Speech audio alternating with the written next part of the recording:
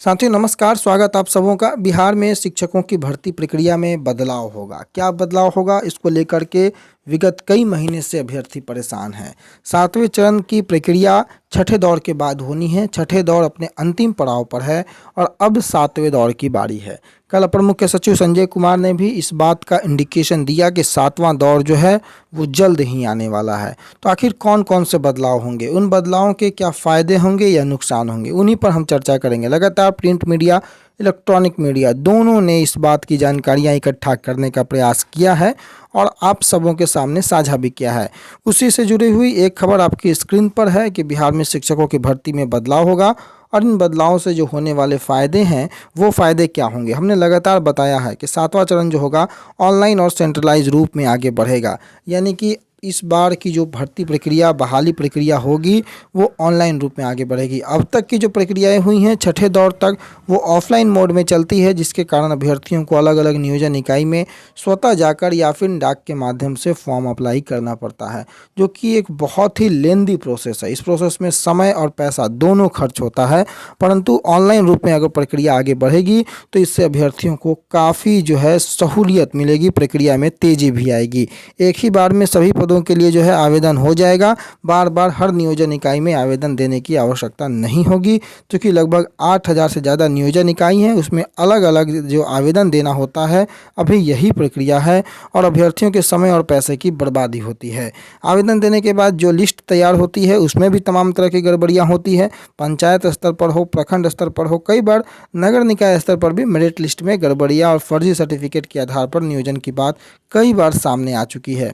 पूर्व में बिना लिस्ट बनाए ही पैसे लेकर फर्जी सर्टिफिकेट जो है उनके आधार पर अभ्यर्थियों को शिक्षक के पद पर बहाली के लिए जो है वो लगातार शिकायतें मिली है। इसके मद्देनज़र निगरानी भी चल रही है और वर्तमान नियोजन इकाई में जो है जो प्रक्रिया अभी चल रही है उसमें एक ही अभ्यर्थी हज़ारों नियोजन इकाइयों में मेरिट लिस्ट में टॉप पर होता है, जिसके कारण अन्य अभ्यर्थियों को नियोजन के लिए लंबा इंतजार करना पड़ता है।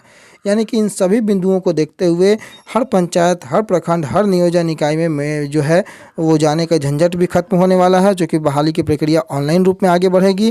पंचायत स्तर पर गलत तरीके से जो बहाली हो रही है वो अब नहीं हो पाएगी। सारा कुछ अगर एजुकेशन डिपार्टमेंट अपने हैंड में रखेगा तो ये प्रक्रियाएं जो है, चूँकि लोकल बॉडीज़ जो होती हैं, पंचायत है या प्रखंड इकाई में है या नगर निकाय में है, यहाँ पर से करप्शन जो है वहाँ शुरुआत होता है और ज़्यादा हाई लेवल पर यहाँ करप्शन होने की संभावनाएं हमेशा बनी रहती है। शिक्षा विभाग के पास पूरा डिटेल होगा, पूरा आंकड़ा होगा, अभ्यर्थियों का पूरा ब्यौरा होगा।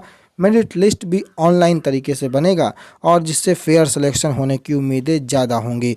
हालांकि प्रोबेबिलिटी करप्शन की पूरी तरीके से खत्म कभी नहीं हो होती है, परंतु फिर भी अपेक्षाकृत बहुत अधिक संभावनाएं हैं कि मामला जो है वो फेयर तरीके से आगे बढ़ेगा। ऑनलाइन मेरिट लिस्ट भी बनेगी।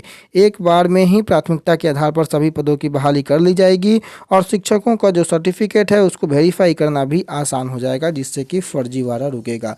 पूर्व में आप लोगों ने देखा होगा कि कितने ही भर्ती जो अभ्यर्थी शिक्षक अभ्यर्थी की हुई हैं उनमें फर्जी शिक्षकों की भर्ती हो गई, जिसके माध्यम से बाद में निगरानी जो आपको बैठाया गया, जिसमें कई शिक्षक अभ्यर्थियों को जिनकी बहाली हो गई थी उन्हें बाहर दिखाया गया, बाहर का रास्ता दिखाया गया और उन पर मुकदमा भी किया गया। तो इन सब के बीच दरअसल आपको पता है कि छठे दौर भी बहुत इंपॉर्टेंट होता है। छठा दौर का खत्म होना बेहद आवश्यक है, परंतु शिक्षा विभाग ये पहले स्पष्ट कर चुका है कि छठे दौर के नियोजन में भी शिक्षकों का नियोजन पत्र देने के पहले उनके सर्टिफिकेट और मेरिट लिस्ट की पूरी तरीके से जांच कराई जाएगी, ताकि कोई गड़बड़ी ना हो। और जो भी गड़बड़ी छठे दौर में देखने को मिली है उसे 7वें दौर में पूर्ण रूप से खत्म किया जाएगा, ऐसा आश्वासन लगातार अपर मुख्य सचिव संजय कुमार ने दिया है।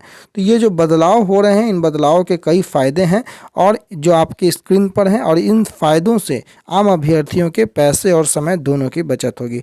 इसलिए फ़िलहाल जो बदलाव होने वाले हैं, ऑनलाइन सेंट्रलाइज रूप में बहाली की प्रक्रिया का आगे बढ़ना, एजुकेशन डिपार्टमेंट अपने हैंडओवर में सारी चीज़ों को रखेगा। मेरिट लिस्ट एजुकेशन डिपार्टमेंट के माध्यम से ही सेंट्रलाइज रूप में बनेगा। एक ही बार आवेदन देना होगा, हर जगह जाकर आवेदन देने का झंझट दूर होगा। पंचायत स्तर पर जो करप्शन होता था वो बिल्कुल खत्म होने के कगार पर होगा।